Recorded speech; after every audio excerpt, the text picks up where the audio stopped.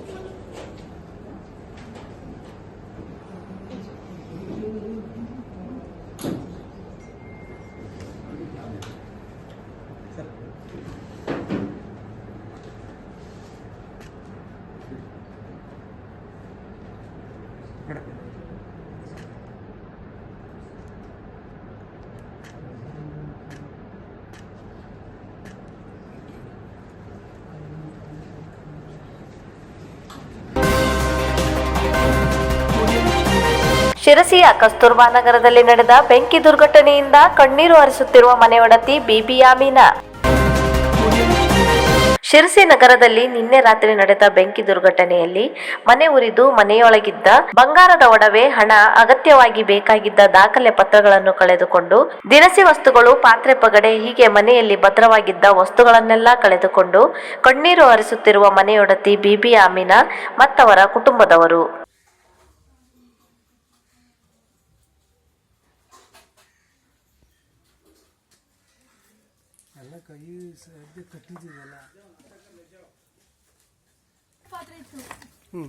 ಕೆಳಗೆ ಬಂದಿದೆ. ಫ್ರಿಜ್ಜಲ್ಲಿ ಬಂಗಾರ ಇತ್ತು, ದುಡ್ಡಿತ್ತು, ಮತ್ತೆ ಬಟ್ಟೆ ಅಂತೂ ಎಲ್ಲ ಹೊಸ ಹೊಸ ಬಟ್ಟೆ ಹಬ್ಬಕ್ಕೆ ತಂದಿದ್ದು ಮೊನ್ನೆ ಎಲ್ಲ ಅದರಲ್ಲಿ ಪ್ಯಾಕ್ ಇತ್ತು. ನಿನ್ನ ಎಲ್ಲಿ ಹೋಗಿದ್ರಿ ನೀವು?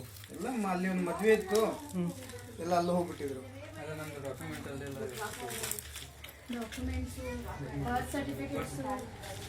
ಎಲ್ಲ ಪೇಪರ್ ಗಿಪ್ಪರ್ ಒಂದ್ ಚಂಡಿ 2.5 ಲಕ್ಷ ಇತ್ತು.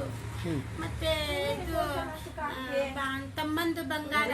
ನಾವು ನೀರ್ ಬಂತು, ನೀರ್ ತುಂಬಿ ಅಕ್ಕನ ಹುಡುಗಿಗೆ ಮದ್ರಂಗಿ ಹಚ್ಚುತ್ತಾ ಇದ್ರು. ನಾಳೆ ಮದ್ವೆ ಅದು ಹೋಗಿಟ್ಟ ನಂತರ ಫೋನ್ ಬಂತು ಬೆಂಕಿ ಹಚ್ಚದಂತ ಹೇಳಿ. 4 ಲಕ್ಷ ಖರ್ಚ ಮಾಡಿದಾರ್ರಿ. ಮೊನ್ನೆ 4 ತಿಂಗಳಾಯ್ತು ನಾವು ಬಂದು. ಪೇಂಟ್ ಗಿಂಟ್ ಮದುವೆಗೆ ಅಂತೇಳಿ ತಂದಿಟ್ಟಿದ್ದೆಲ್ಲ 4 ತೊಲೆದು ಸರ, ಹುಡುಗ ಒಂದು ಬಳೆ, ಚೈನು, ಕಾಗದ ಪತ್ರ ಅಂತ ನಮ್ಮ ಅಮ್ಮಂದು.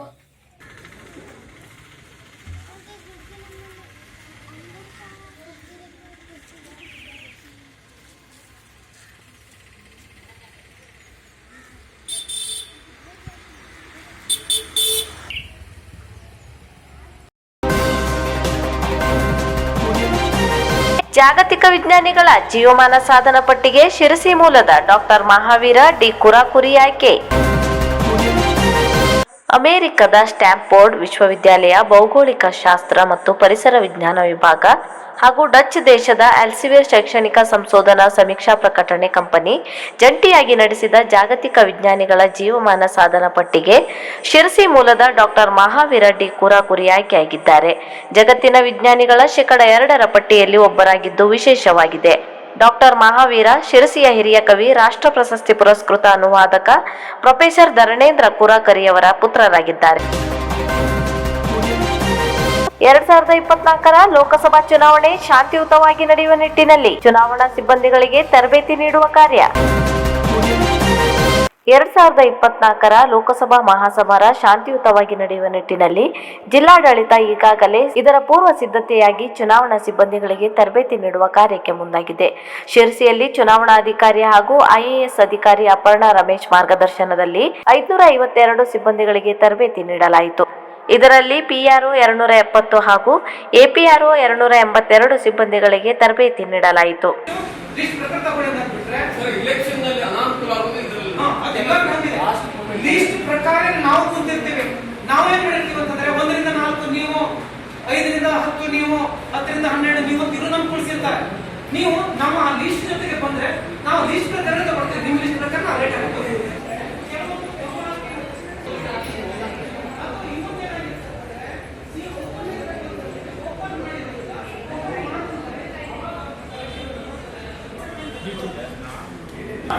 ಸರ್ವಿಸ್ ವೋಟರ್ಸ್ ಒಂದು ಪಾಯಿಂಟ್ ಹೇಳ್ತೀವಿ. ಸರ್ವಿಸ್ ವೋಟರ್ಸ್ ಅಂದ್ರೆ ಯಾರು? ಎಲ್ಲೋ ಮಿಲಿಟರಿ ಇರ್ತಾರೆ, ಕಡಿಮೆ ಇರ್ತಾರೆ, ಅವರಿಗೆ ಇಲ್ಲೇ ಇರ್ತದೆ, ವೋಟಿಂಗ್ ಇಲ್ಲೇ ಇರ್ತದೆ. ಆಗ ಅವರಿಗೆ ವೋಟ್ ಏನಿರ್ತದೆ